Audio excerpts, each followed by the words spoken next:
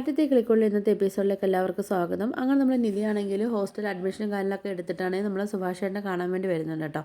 അങ്ങനെ നമ്മൾ സുഭാഷാണെങ്കിൽ ചോദിക്കുന്നുണ്ട്, മോള് വന്നിട്ട് കുറച്ച് നേരം ആയോ എന്ന് ചോദിച്ചപ്പം നിധി പറയാൻ കുറച്ച് നേരം ആയി. അപ്പം എന്നെ വിളിച്ചുകൂടായിരുന്നു നോക്കുമ്പോഴത്തേക്ക് നിധി പറയില്ല, ചേട്ടൻ്റെ ജോലി കഴിഞ്ഞിട്ട് വരട്ടെ എന്ന് വിചാരിച്ചെന്ന് പറയും. അപ്പം നമ്മൾ സുഭാഷിക്ക് അത് ജോലി കഴിഞ്ഞിട്ട് എത്രയും നേരം മോള് കാത്തു നിൽക്കേണ്ടതെന്നൊക്കെ ഇങ്ങനെ ചോദിക്കുന്നുണ്ട് കേട്ടോ. അപ്പോഴത്തേക്ക് നമ്മൾ അവിനാഷിൻ്റെ അടുത്താണെങ്കിൽ നമ്മൾ നിധിക്കാണെങ്കിൽ ഒരു ജ്യൂസൊക്കെ മേടിച്ചിട്ട് വരാൻ പറഞ്ഞ് നമ്മൾ സുഭാഷ് വിടുന്നുണ്ട് കേട്ടോ.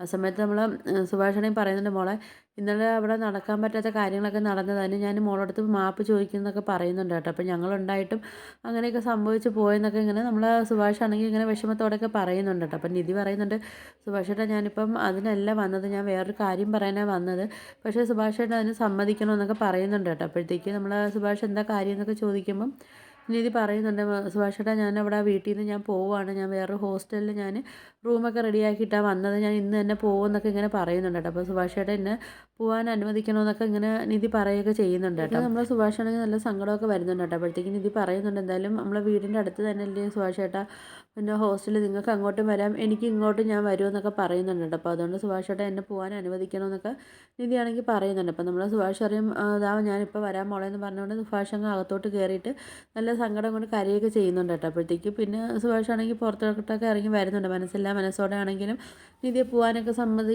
സമ്മതിച്ചിട്ടാണെങ്കിലും സുഭാഷ് ഏട്ടൻ പുറത്തോട്ട് വരുന്നുണ്ട്. ആ സമയത്തും സുഭാഷ് പറയുന്നുണ്ട്, എന്തായാലും മോൾ ഒറ്റയ്ക്ക് പോകേണ്ട, ഞാനും കൂടെ വരാമെന്ന് പറയുന്നുണ്ട്. അപ്പം നിധി പറയുന്നുണ്ട്, എന്തായാലും സുഭാഷ് ഏട്ടൻ്റെ കൂടെ വരണം, ഗാർഡിയനായിട്ട് അവിടെ ആരെങ്കിലും സൈൻ ചെയ്യണമെന്നൊക്കെ പറയുന്നുണ്ട്. അങ്ങനെ പിന്നെ നമ്മൾ നിധിക്ക് ജ്യൂസൊക്കെ കൊണ്ടുവന്ന് അങ്ങനെ നമ്മൾ നിധിക്ക് ജ്യൂസൊക്കെ കൊടുക്കുന്നുണ്ട് കേട്ടോ. പിന്നെ നമ്മൾ സുഭാഷും നിധികളും വീട്ടിലോട്ടൊക്കെ പോകുന്നുണ്ട് കേട്ടോ. അങ്ങനെ നമ്മൾ ഹരീഷും സുധീഷും ആണെങ്കിൽ രാത്രി വീട്ടിൽ വരുന്ന സമയത്താണെങ്കിൽ അവിടെ എല്ലാവരും വിഷമിച്ചൊക്കെ ഇരിക്കുന്നുണ്ട്. അപ്പോഴത്തേക്ക് ഹരീഷ് ചോദിക്കുന്നുണ്ട്, എന്താ പ്രശ്നം എന്നൊക്കെ ചോദിക്കുന്ന സമയത്താണെങ്കിൽ നമ്മളെ നികേഷ് ആണെങ്കിൽ സുധീഷിൻ്റെ ഉടുപ്പിൽ കയറി ഇങ്ങനെ പിടിക്കുന്നുണ്ട് കേട്ടോ. അപ്പോൾ നിങ്ങൾക്ക് സമാധാനമായോ എന്നൊക്കെ ചോദിച്ചിട്ട് അപ്പം ഹരീഷ് ചോദിക്കുന്നുണ്ട്, എന്താ സംഭവം എന്ന് ചോദിക്കുന്ന സമയത്താണെങ്കിൽ പറയുന്നുണ്ട്, ഏട്ടത്തി ഈ വീട് വിട്ട് പോകുന്നതൊക്കെ പറയുന്നുണ്ട് കേട്ടോ. അപ്പോഴത്തേക്കാണെങ്കിൽ ഹരീഷ് ചോദിക്കുന്നുണ്ട്, വീട് വിട്ട് പോകുന്നതെന്നോ, എന്തേ പറയുന്നത് വയ്ക്കുമ്പോഴത്തേക്കാണെങ്കിൽ നമ്മൾ സുഭാഷ് പറയുന്നുണ്ട്, അവൾ ഒരു ഹോസ്റ്റലിലേക്ക് മാറുക എന്നൊക്കെ പറയുന്നുണ്ട്. അപ്പം നമ്മൾ നികേഷ് പറയുന്നുണ്ട്, ഏട്ടത്തി ഈ വീട്ടിൽ സ്വസ്ഥതയും സമാധാനമായിട്ട് ജീവിച്ചല്ലേ, അപ്പം നിങ്ങൾക്ക് ആ സ്വസ്ഥത കളഞ്ഞപ്പോൾ നിങ്ങൾക്ക് സമാധാനമായോ എന്നൊക്കെ ചോദിക്കുന്നുണ്ട്. നമ്മളെ സുധീഷിനാണെങ്കിൽ തിരിച്ച് മറുപടി ഒന്നും പറയാനില്ല കേട്ടോ. അപ്പോഴത്തേക്കും നമ്മൾ സുഭാഷേൻ്റെ അടുത്ത് ചോദിക്കുന്നുണ്ട്,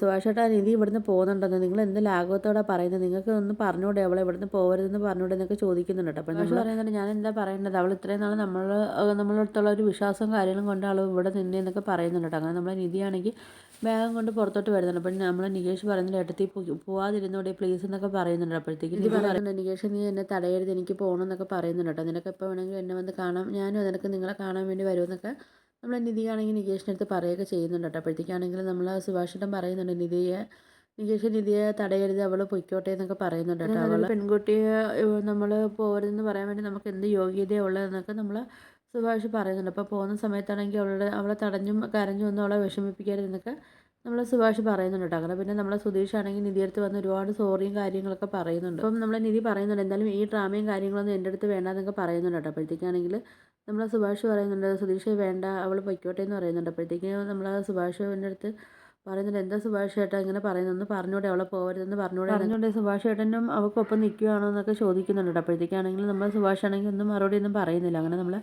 നിധി പോകാൻ വേണ്ടി ഇറങ്ങുന്ന സമയത്ത് നമ്മളെ സുഭാഷ് പറയുന്നുണ്ട്, മോളെ ഞാനും കൂടെ വരാമെന്നൊക്കെ പറയുന്നുണ്ട്. അങ്ങനെ നമ്മൾ നികേഷാണ് എൻ്റെ അടുത്താണെങ്കിലും ഹരീഷിൻ്റെ അടുത്തൊക്കെ ആണെങ്കിലും നമ്മളെ സുധീഷ് പറയുന്നുണ്ട്, നിങ്ങളൊന്ന് പറ അവളെ പോകരുതെന്ന് പറയുന്നൊക്കെ പറയുന്നുണ്ട്. പക്ഷേ അവർക്കാർക്കും നിധിയെടുത്ത് പറയാനൊന്നും സാധിക്കുന്നില്ല കേട്ടോ. അങ്ങനെ നമ്മളെ സുധീഷാണെങ്കിലും നമ്മുടെ നിധിയുടെ കയ്യിൽ നിന്ന് ബാഗ് വന്ന് വാങ്ങിച്ചിട്ട് പറഞ്ഞു, നിധി പോകരുതെന്നൊക്കെ പറയുന്നുണ്ട് കേട്ടോ. നിധി ഇവിടെ നിൽക്കണം, ഞാനില്ലേ തെറ്റ് ചെയ്ത് ഞാൻ പൊയ്ക്കോളാം എന്നൊക്കെ പറയുന്നുണ്ട്. ആ സമയത്ത് നമ്മൾ നിധിയാണെങ്കിൽ ബാഗ് തിരിച്ച് മേടിച്ചിട്ട് പറയുന്നുണ്ട്, ഇതുവരെയ്ക്കുള്ള ഡ്രാമയും കാര്യങ്ങളൊക്കെ മതിയെന്നൊക്കെ പറയുന്നുണ്ട്. അങ്ങനെ പിന്നെ നമ്മൾ സുഭാഷ് ചേട്ടനാണെങ്കിൽ വന്നിട്ടാണെങ്കിൽ നിധിയുടെ കയ്യിൽ നിന്ന് ബാഗൊക്കെ വാങ്ങിക്കുന്നുണ്ട്. അങ്ങനെ നിധിയാണെങ്കിൽ ഭാസ്കരൻ്റെ അടുത്ത് പറയുന്നുണ്ട് പോകാമെന്ന് പറയുമ്പോഴത്തേക്ക് നമ്മൾ ഭാസ്കരൻ ഒന്ന് മോളും. അതിനുശേഷം നമ്മളെ നിധി ആണെങ്കിൽ സുഭാഷായിട്ട് അങ്ങോട്ട് പോകുന്നു. അപ്പോൾ സുഭാഷ് പറയുന്നുണ്ട്, മോളെ ഒരു ഓട്ടോ വിളിക്കാമെന്നൊക്കെ പറയുന്നുണ്ട് കേട്ടോ. അപ്പോഴത്തേക്ക് അങ്ങനെ അവർ പുറത്തോട്ട് പോകുന്നതാണ്. അങ്ങനെ നിധിയാണെങ്കിൽ പുറത്തിറങ്ങിയിട്ട് അവരെല്ലാവരും ഒന്ന് നോക്കുക കേട്ടോ. അപ്പോഴത്തേക്ക് പിന്നെ അവർ ഓട്ടോയിൽ ഇങ്ങനെ പോയിക്കൊണ്ടിരിക്കുന്ന സമയത്താണെങ്കിൽ നമ്മളെ നിധിയാണെങ്കിൽ സുധീഷ് ചെയ്തു കൊടുത്ത ഓരോ കാര്യങ്ങളൊക്കെ ഇങ്ങനെ ഓർത്തൊക്കെ ഇരിക്കുക കേട്ടോ. പിന്നെ നമ്മളെ സുഭാഷേട്ടനാണെങ്കിലും ഇങ്ങനെ സങ്കടം വന്നിട്ടൊക്കെ നിധിയുടെ മുഖത്ത് പോലും നോക്കാതെ ഇങ്ങനെ തിരിഞ്ഞൊക്കെ ഇരിക്കുകയൊക്കെ ചെയ്യുന്നുണ്ട് നമ്മളെ സുഭാഷേട്ടനാണെങ്കിലും. എന്നിട്ട് പിന്നെ ആണെങ്കിൽ നികേഷാണെങ്കിൽ അവിടെ കരഞ്ഞിരിക്കും. അപ്പോൾ നമ്മൾ ഹരീഷാണെങ്കിൽ വന്ന് നികേഷിനെ സമാധാനപ്പെടുത്തിയിട്ട് അങ്ങനെയെങ്കിൽ റൂമിലോട്ട് വിളിച്ചുകൊണ്ട് പോകും കേട്ടോ. അപ്പോഴത്തേക്കും നമ്മൾ സുധീഷാണെങ്കിൽ ദേഷ്യത്തോടെ പോയി അച്ഛൻ്റെ അടുത്ത് എന്ന് പറയും, നിങ്ങൾ അതിനെല്ലാം കാരണക്കാരെന്നൊക്കെ പറയും കേട്ടോ. അപ്പം നമ്മൾ ഭാസ്കരൻ പറയുന്നുണ്ട്, ഞാൻ എന്താ ചെയ്തതെന്നൊക്കെ ചോദിക്കുന്നുണ്ട്. എന്നെയാണ് കുറ്റം പറഞ്ഞുകൊണ്ടിരിക്കുന്നതെന്നൊക്കെ ചോദിക്കുന്നുണ്ട്. അപ്പോൾ നമ്മൾ സുധീഷ് പറയുന്നുണ്ട്, നിങ്ങൾ എന്നെ ഓരോന്നും പറഞ്ഞ് കയറ്റി തന്നുകൊണ്ടാണ് ഞാൻ ഇങ്ങനെയൊക്കെ വന്ന് ചെയ്തതെന്നൊക്കെ പറയുന്നുണ്ട് കേട്ടോ. അപ്പോഴത്തേക്കാണെങ്കിൽ നമ്മൾ ഭാസ്കരൻ പറയുന്നുണ്ട്, അത് നിൻ്റെ കഴിവേട്, അത് പറഞ്ഞിട്ട് കാര്യമില്ല.